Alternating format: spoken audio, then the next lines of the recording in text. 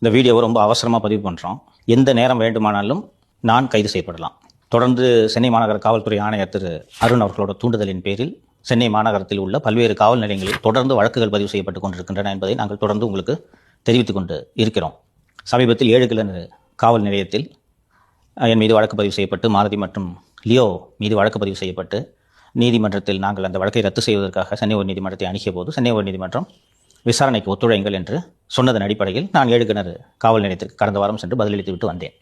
இப்படி இருக்கக்கூடிய சூழ்நிலையில் இன்று புதிதாக ஒரு வழக்கு பதிவு செய்யப்பட்டு ஆதம்பாக்கம் காவல் நிலையத்திலிருந்து இன்று என்னை விசாரணைக்கு அழைப்பதற்காக 3 போலீசார் அலுவலகத்திற்கு வந்தனர். நான் இது என்ன புகார் என்று அவர்களிடம் கேட்டபோது எங்களுக்கு அந்த விவரங்கள் எல்லாம் தெரியாது என்று சொன்னார்கள். சரி, ஆன்லைன் மூலமாக அந்த எஃப்ஐஆர் என்னவென்று தெரிந்து கொள்ளலாம் என்று ஆன்லைனில் அந்த எஃப்ஐஆரை பார்க்கறதுக்கு ட்ரை பண்ணால் அந்த எஃப்ஐஆர் ஆன்லைனில் பிளாக் செய்யப்பட்டது.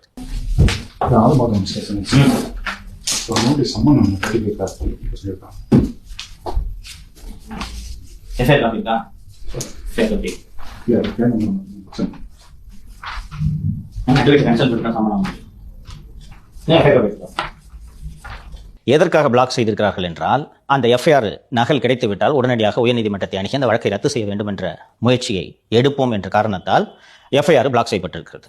சரி சார், நீங்கள் எஃப்ஐஆர் காப்பி கொடுக்கலன்னா நான் சம்மனை வாங்க முடியாது என்று அந்த காவல்துறையிடம் தெரிவித்ததும் அவர்கள் இங்கே அமர்ந்து நாங்கள் உயரதிகாரிகளிடம் தெளிவு பெற்ற பிறகுதான் போவோம் என்று சொல்கிறார்கள்.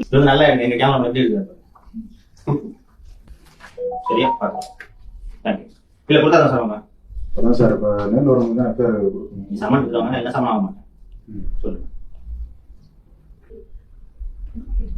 சார். அதான் சார், இப்போ எஃப்ஐஆர் காப்பி கொடுத்தா வாங்குறேன், அப்படி இல்லைன்னா வாங்க மாட்டேன் அப்படின்ட்டாங்க சார்.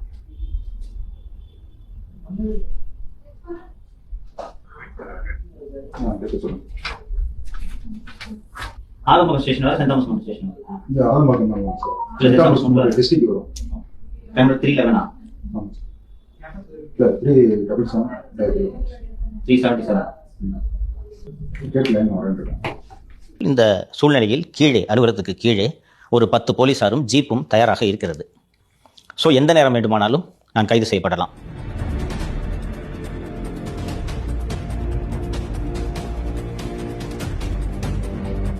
நான் திடீர்னு சொல்லாமல் கொள்ளாமல் நிறுத்திட்டு போயிட்டா நீங்கள் தேடுவீர்கள் என்று உங்களுக்கு தெரியும். இப்போது நான் கைது செய்யப்பட்டால் குறைந்தது வெளியே வருவதற்கு 3 முதல் 6 மாதங்கள் ஆகும் என்பதை நான் இப்போதே சொல்லிக் கொள்கிறேன். ஏனென்றால் இதுவரை எனக்கு வந்திருக்கக்கூடிய தகவலின்படி 20 வழக்குகள் சென்னை மாநகர காவல்துறையால் பதிவு செய்யப்பட்டு நிலுவையில் இருக்கின்றன.